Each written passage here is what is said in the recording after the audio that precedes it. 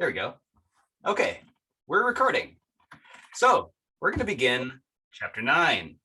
And chapter 9 is about relations. So 9.1, we're just going to kind of get into 9.1 today, which is just an introduction to this idea. What are relations? So relations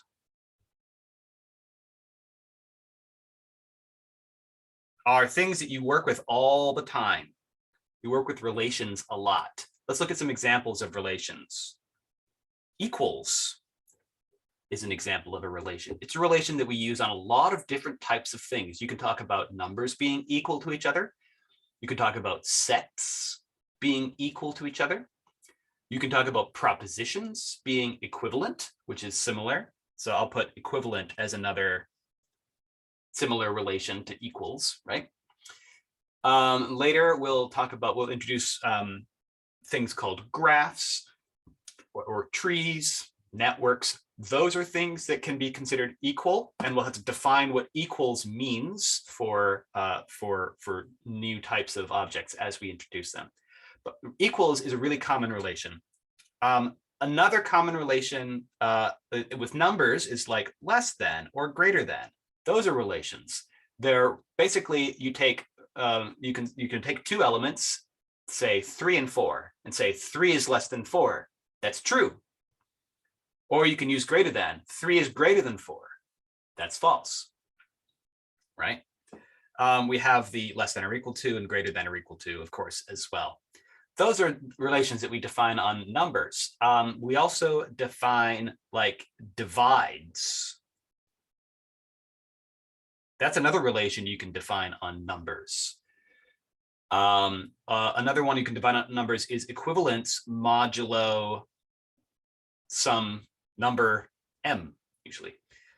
Equivalence mod m is another relation you define on numbers. You could say, hey, is 2 equivalent to 5 mod 3?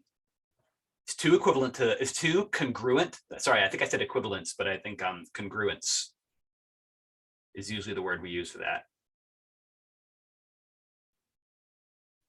Is 2 congruent to 5 mod 3? Well, 2 is congruent. 2 is like 2 if you reduce it mod 3. 5 is also 2 because it's 2 more than 3, right? So 3, 4, 5. So if you reduce it mod 3, you get 2. So yes, 2 is congruent to 5 mod 3, right? So these are relations. Set relations include like subset, proper subset, or just subset or equal, things like that. And you can define relations in all sorts of other ways. Notice that relations are not the same as operations. So absent from this list of examples are things like plus, minus, times, union, intersection, and or, implies. All of those things are operations where you're combining two elements to make a new element. That's not what relations do. Instead, what relations do is they are sort of like a function that take in two elements. Say you have an element, let's say 3, we'll use this example again, is less than, there's the relation 4. And that overall statement right there, that is a proposition that has a truth value.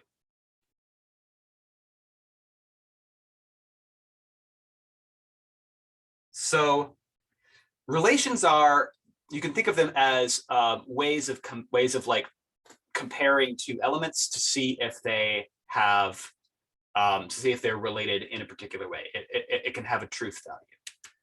Okay. Now, that's one way to think about them.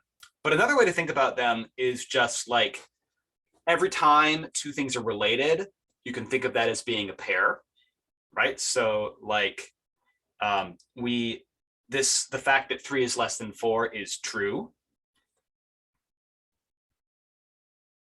This means that 3, 4 is an element of the less than relation.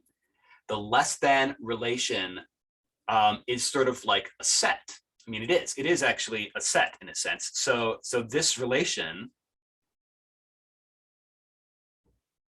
is a subset of R cross R, the Cartesian product. So in other words, it is a set of ordered pairs.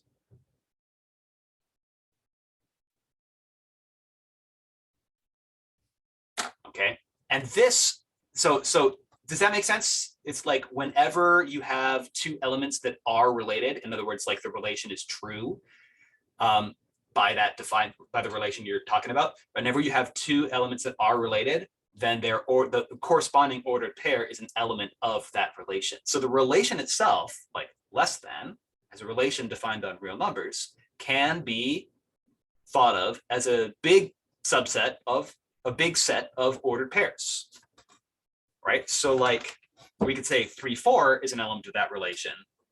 Some more examples.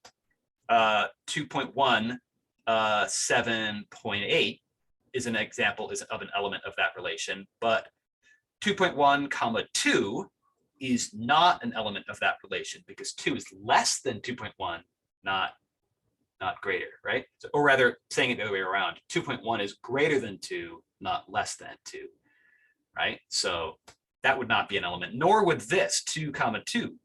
That is not an element of this relation because this relation requires strictly less, not equal, right? So does that make sense, folks? This idea of the relation as being like a big set of ordered pairs?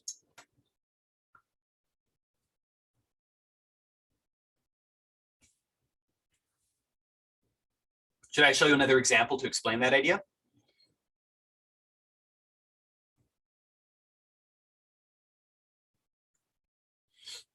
Yeah, it is. It's an interesting way to think about these things. Yeah.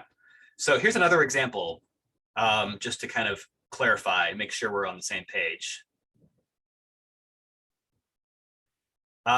You could say, define the subset or equal to relation on the power set of the integers, let's say. Define that subset or equal to relation on the power set of the integers. And then we could say things like the empty set is a subset of the set containing, for example, 1 and 2. Right? The empty set is a subset of 1 and 2.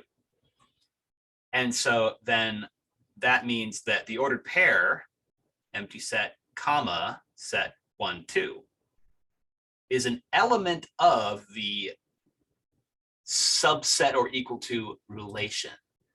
The relation itself is this giant set of ordered pairs, right? However, you could say the opposite is not true. So 1, 2 is not a subset nor equal to the empty set. So that means that the ordered pair that goes the other way around, like swapping the order, produces a distinct object. That is not in this subset. Okay, so the question of whether two things are related in the defined way can be rephrased as the question of whether the ordered pair of elements is in the relation. Is it a member of the relation? Okay. So in this sense, so this gives us a way to think about relations and define relations super, super broadly. So the most general definition of a relation,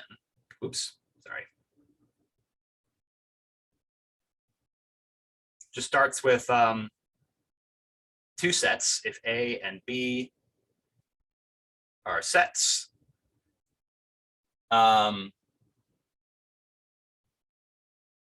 relation R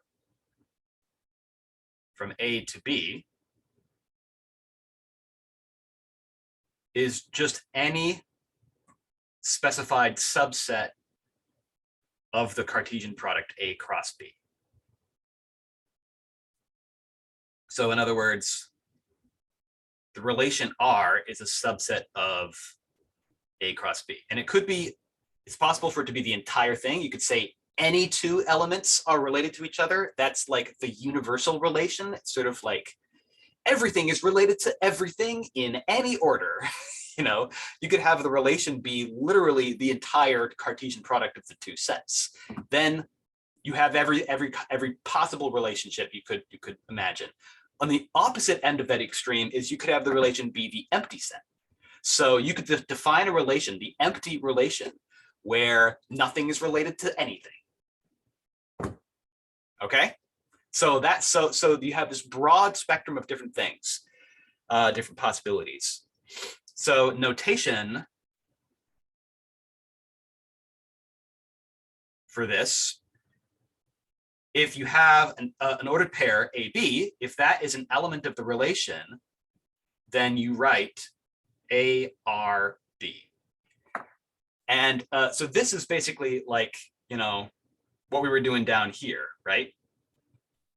2.1 comma 7.8 is an element of the relation less than. So we write it 2.1 is less than 7.8. You write the relation between the elements like that, right? And over here, since this, you know, it kind of goes that direction. Since empty set and the set 1, 2 is an element of the subset relation, you write empty set is a subset of 1, 2. So if you have this sort of like abstract idea of a relation, it's called capital R, then you use the capital R in between the elements the same way you would put the less than sign in between the elements, or you would put the subset sign in between the sets, right? So that's what that is. Another common symbol used for relation is like the tilde symbol, the squiggle symbol. That's sometimes used for certain types of relations, actually. Let me hold off on that because that's actually specific to a certain type of relation, which we'll get to later. Okay, so this is the most broad general idea of what a relation is. Now, this is actually there's another type of object we've studied before, which is a subset of Cartesian product. Does anyone remember what it is?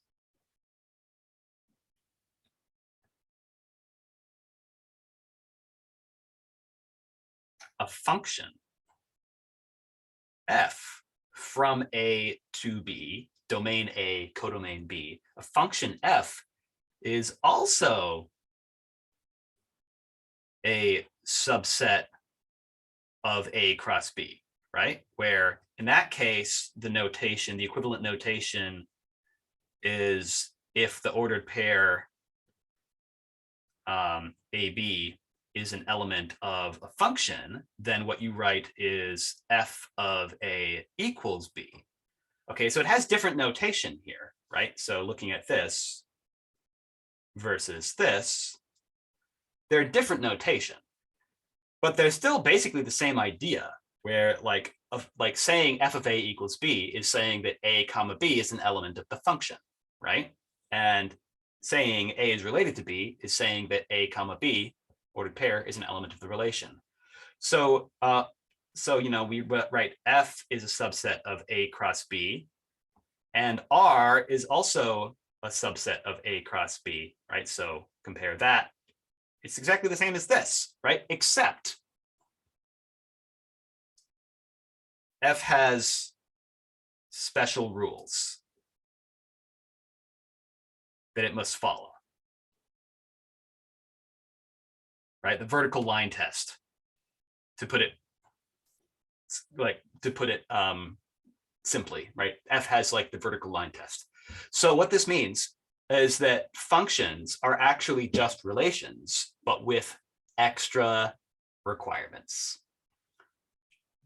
The definition of a function is the same as the definition of a relation, except it says, like, we have this concept of input and output, and we have this notion that for every input A, there should be one and only one output B. Relations generalize that. They remove that requirement and say, forget it, never mind, you can actually have anything. any subset of the Cartesian product, and it's fine. So in that sense, the concept of relation is a generalization of the concept of function. Okay. Okay. So that means functions are relations. I should put that. Functions are relations in a certain sense. The other comment I want to make about this is that in this definition here, notice that A and B could be different, but in all of these examples, these are examples are a special type of relation called endo relations. So actually what I want to say, I want to circle these examples and say these are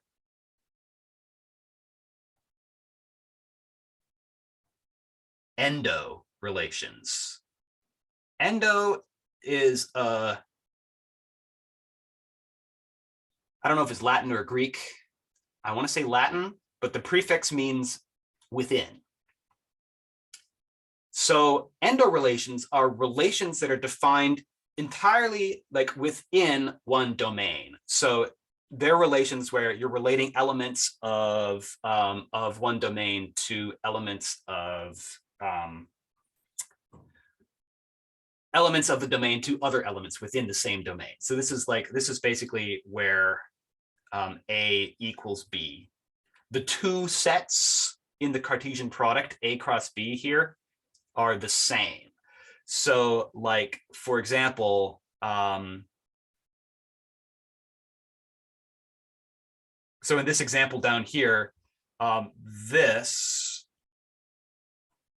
as a relation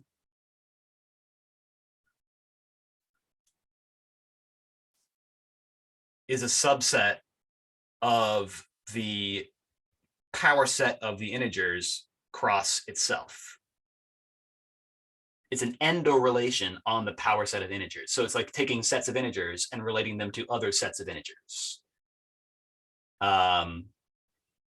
The less than relation on real numbers is a subset of R cross R, right? That's what I set up here, actually. So it is an endo relation on the set of real numbers. Okay, so most of the relations we're familiar with already are endo relations, but they don't have to be. Like you could define a relation. Let's look at an example that's not an endo relation. I guess maybe you would call this an exo relation. I've never heard that term before, but perhaps that would make sense. You could define a relation. Okay, we could let A be the set of people and let B be like the natural numbers. Okay. And then define a relation R by X n is an element of R if and only if person X is age n. So for example, Tristan, this person who's talking me, I am 32 years old. So that would be an element of R. I'm 32, right? So that makes sense? So here it's a relation between people and natural numbers, right? So this is not an endo relation. It's a relation that's relating different types of objects. There's the people objects and there's the number objects. Make sense? My son, Robin, is 4. Here's another one. So okay. Any questions so far?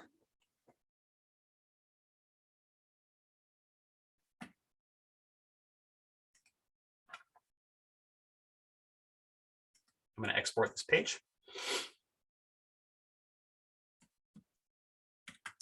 Oh, by the way,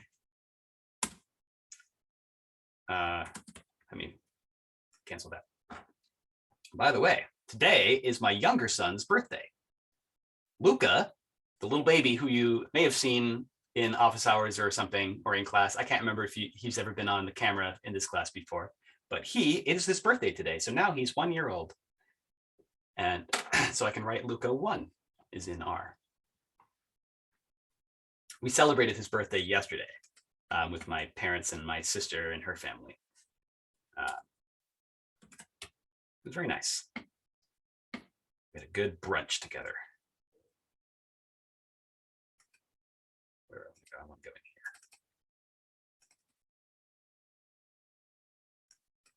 here. Three, two, one. It's got a nice, easy birthday to remember. Okay.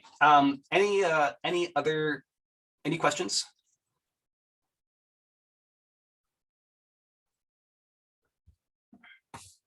Okay. So we have relations, and they are broad. They're a really broad idea. Okay, you can do lots of things with relations, right? They're useful for describing. Thank you.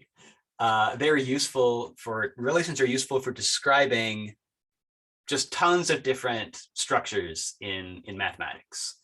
Okay, like I've already mentioned, functions are relations of a certain type.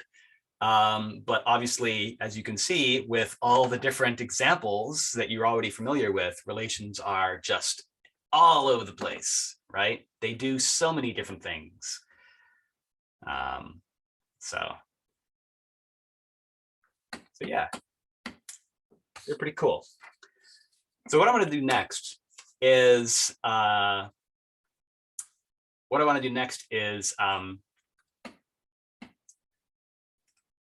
show you some definitions of things that you can do with relations.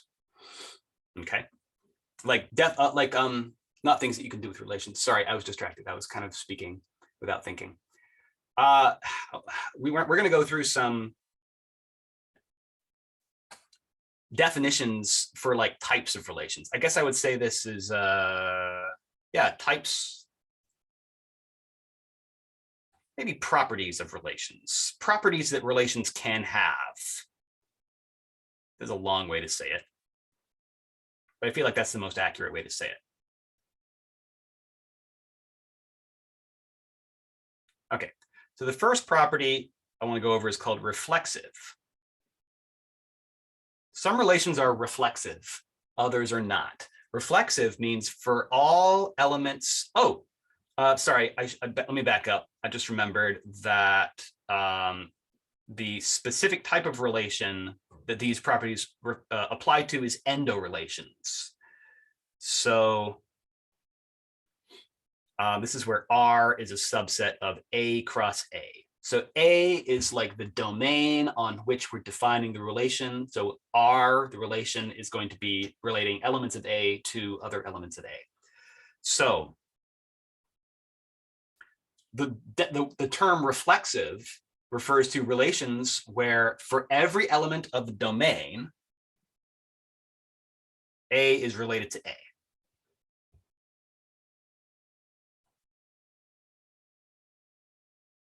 Okay. What are some examples of reflexive relations? Well, the easiest one is equals, defined on like anything, any domain you want, pretty much. Equals is always going to be reflexive, because one of the core ideas of equals is that anything has to be equal to itself, right? Like 5 equals 5, right? So, and a set always equals itself, right? So equals is definitely a reflexive relation. Another reflexive relation is like less than or equal to. The or equal to part there makes it reflexive. Subset or equal to, every set is a subset of itself, right? So those are reflexive relations. Not examples would be things like strictly less, right? Strictly less is not reflexive. Proper subset, not reflexive. Okay. Not equals, you can, that's a relation. The not equals relation, that's not reflexive, right? So that's reflexive. That's probably the easiest one. The next one is symmetric. Symmetric means that whenever you have two elements, A and B, for all A and all B that are in the domain, that'll be implied. Okay, I wrote it here, but we don't even need to write that. Let's just assume that we're talking about elements in the domain. Okay. So for all A and all B, A related to B implies B related to A. So symmetric means that if it's related one direction, it's always related to the other direction as well, right? So an example of this would be equals again. Equals is symmetric, right? Because if A equals B, then B equals A as well, right? X equals 5 is the same as saying 5 equals X in the relation sense. It's not the same in the assignment property. If you're assigning X the value of 2 or whatever, then 2 assigned equal to X is different. So in programming, when you use assignment statements, that is not the same thing. The equivalent of, so in programming, you can do like a double equals, and then what it does is it checks to see if they're equal and outputs a truth value. That's the equals relation. That's the equals relation. So in that sense, it's symmetric, because if you write X equals 2, it's going to be either true or false, and 2 equals X is going to have the same truth value, right? So that's symmetric. What are some other symmetric relations? Not equals is also symmetric, because if 2 doesn't equal 5, 5 doesn't equal 2. Great. If you do like same birthday on people, if I have the same birthday as Carter, then Carter has the same birthday as me, right? So, or like same, a lot of these like same name, same age, those sort of things are symmetric.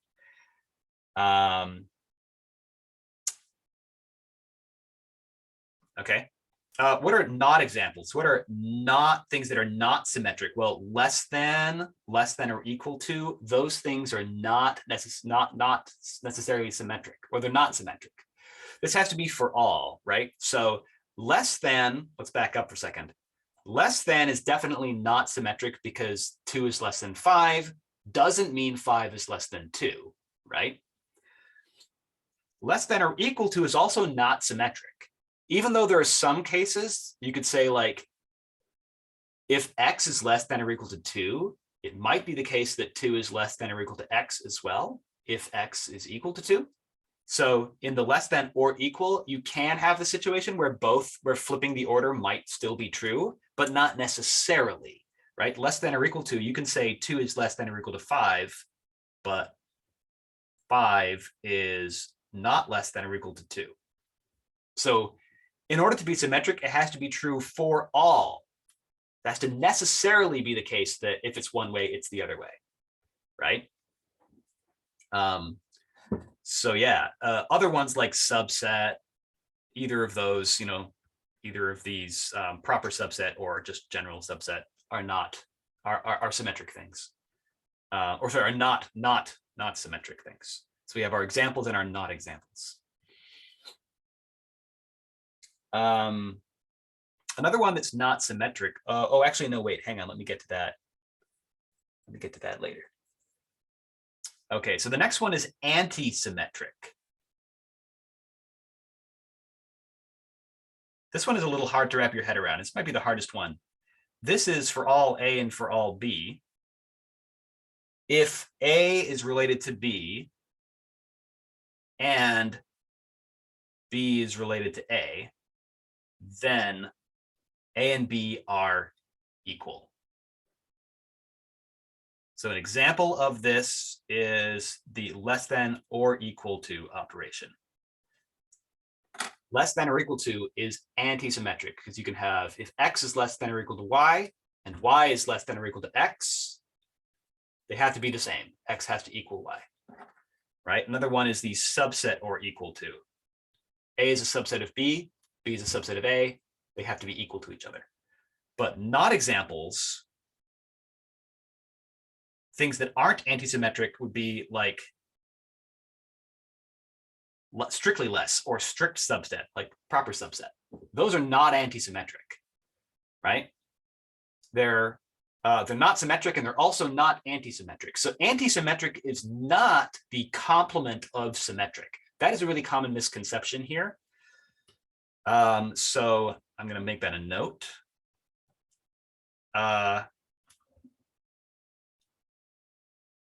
Antisymmetric is not the same as just not symmetric. That's not what it means. There is a word for that. It's asymmetric. This is called, this is the same as asymmetric, I think. I'm pretty sure that's the right word. I'll double check. But there is a word for that. We don't use that one very often. Antisymmetric, though, is its own separate thing, right? It has this, implies that they're equal if they're both related to each other. Okay, so yeah. So that's that one. So like in the example of, let me just clarify this one more time because I said it here.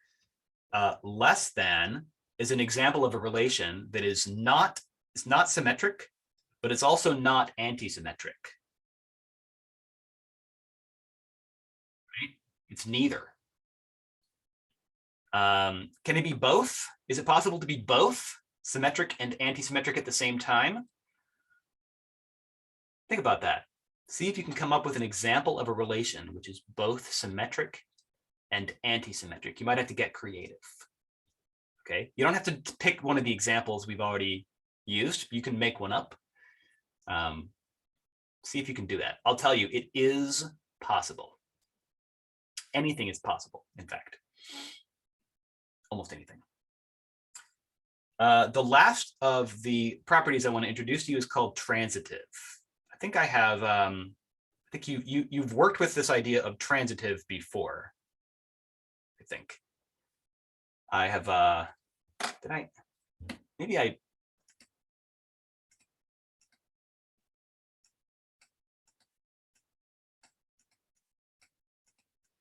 oh, hang on a second. Okay, so antisymmetric means that for all elements, I'm replying to JP's question here. For antisymmetric means that for all elements A and B, if A is related to B and B is related to A, then A and B have to be equal to each other. The less than or equal would be sort of the typical example, right? Sort of archetypal example of that. You can have a relation where there's situations where A relates to B and B relates to A in some specific cases, and sometimes they're A and B are equal and sometimes they're not. Like you can have that because you can make up relations that do literally anything, right? Have any combination of relationships between things. Remember, literally any subset of the Cartesian product is going to be is a valid relation. It's so broad. So like so much is possible. In order to actually call the relation antisymmetric, it has to be like a rule that every time you can flip it around, or I guess the only time you can flip it and say that they're still related is when they're equal to each other. That's a good way to say it. The only time you can flip the elements and have it still related is when they are the same element. That's what antisymmetric means.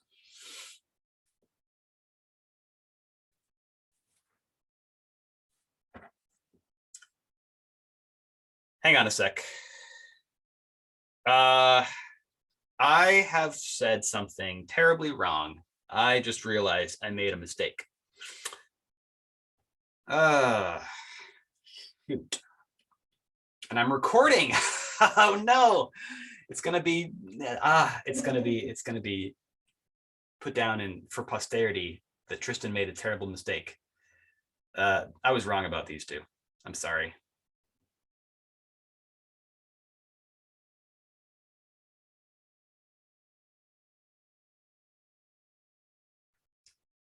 I'm sorry, those actually are antisymmetric, and I just realized why.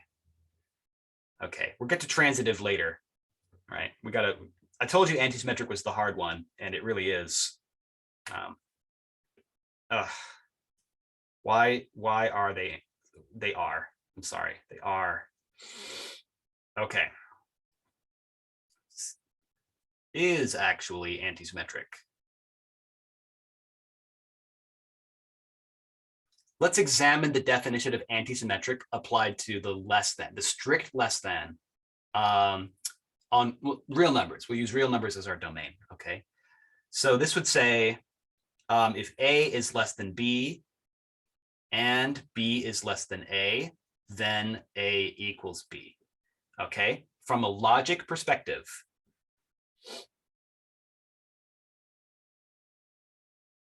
can this ever happen in the real numbers? Can you have A less than B and B less than A? Oh, thank you. Thanks, Kent. You're right. I did write the wrong word up here. It is actually anti-symmetric. It's not symmetric, but it is anti-symmetric. Okay, so my question is, can this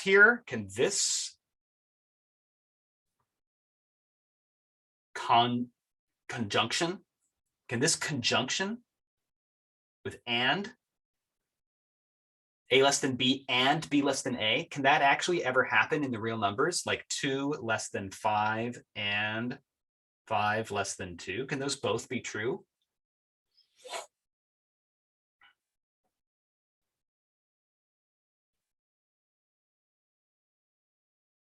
No, they can't. No, never. So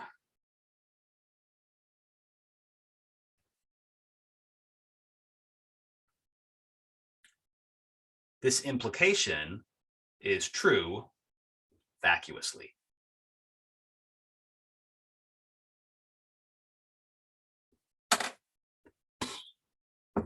Yes, it's anti-symmetric, but vacuously anti-symmetric. Oh, I hate it. Oh, that gets me every semester. I'm recalling now this exact I have made this exact mistake before. Isn't that kind of crazy? It's like technically the only time they're like A relates to B and B relates to A is when A and B are equal to each other. But that statement is true only vacuously because it never happens. Oh my gosh. Yep. Vacuous truth again. Does this give us an excuse to get this wrong on the test? No. Good question, but no.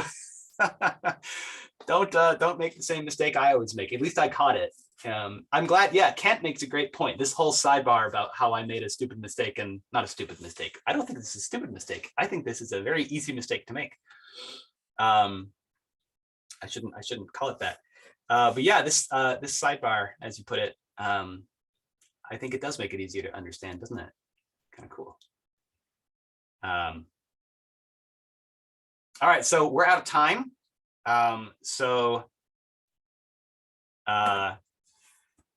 the time we're out of time, so we'll do the last one next class. Transitive is the last property that ender relations can have, and these 4 properties, reflexive, symmetric, antisymmetric, and transitive, are important for studying specific types of relations that we'll get to in later sections. Transitive